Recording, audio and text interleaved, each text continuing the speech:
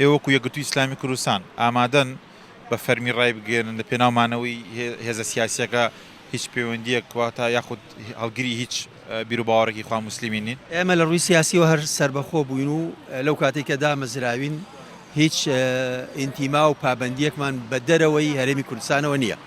خوا موسلیمینیشەوە بە ئیخوان موسلیمینیشەوە لە ڕووی سیاسیەوە. یەکگرتووی ئیسلامی کوردستان هێزێکی ئیسلامی ناوخۆییە بە پێی یاساکانی عێراق و هەرێمی کوردستان دامەزراوە، تایبەتمەندی کوردستانی بوونی خۆی هەیە، منتەمی نییە بۆ هیچ هێزێکی دەرەکی، بۆیە هەرچی ڕووبدا ئێمە وەکو هێزێکی کوردستانی لە بەردەم هیچ مەترسیەکانین.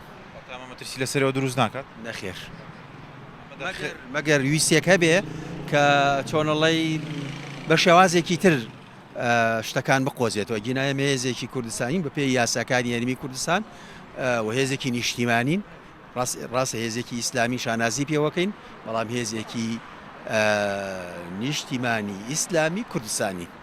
قسێ بەڕێز ئەوە ناگەێنێت کە هیچ هەڵگری هیچ بیر و باوەڕێکی خوا موسلیمین نین؟ نا، هەندێشت هەیە مەدرسەیە تێڕوانینە. یەکگرتووی ئیسلامی کوردستان سەر بە قوتابخانەی میانەڕەوی و وەسەطیە. جایتر ئەمە کرێ ئیخوان الموسلیمین کە بۆ خۆی وەک قوتابخانەیەک وایە لە دنیا سەدان حیزبی سیاسی لێکەوتووەتەوە.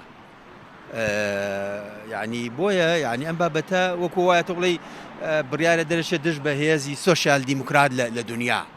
یعنی ئایا تۆ بێ لە هەرێمی کوردستانە بۆ نمونە یەکێتی مەناعکرێ یا هێزە دیموکراتەکان بێ ئەوانە قوتابخانەی سیاسین یا قوتابخانەی پەروەردەین.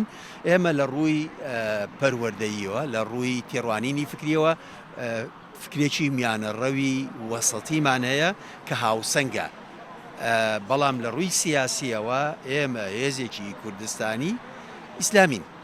بڕیارە جێبەجێ بکرێت. ئێوەکو یەکگرتووی ئیسلامی کوردستان ئامادەن بە فەرمی ڕای بگێنن لە پێناومانەوەی هێزە سیاسیەکە هیچ پەیوەندیەک واتە یاخود هەڵگری هیچ بیر و باوەڕێکی خوا موسلیمین نین؟ ئێمە لە ڕووی سیاسیەوە هەر سربەخۆ بووین و لەو کاتێک کە دامەزراوین هیچ ئینتیما و پابندیەکمان بە دەرەوەی هەرێمی کوردستانەوە نییە. بە ئیخوان موسلیمینیشەوە لە ڕووی سیاسیەوە، لە ڕووی ئەدەبیاتی ئیسلامیەوە لەگەڵ ئیخوان و لەگەڵ غەیری ئیخوانیشە ئێمە سوودمەندین لە هەموو قوتابخانەیەکی فکری ئیسلامی.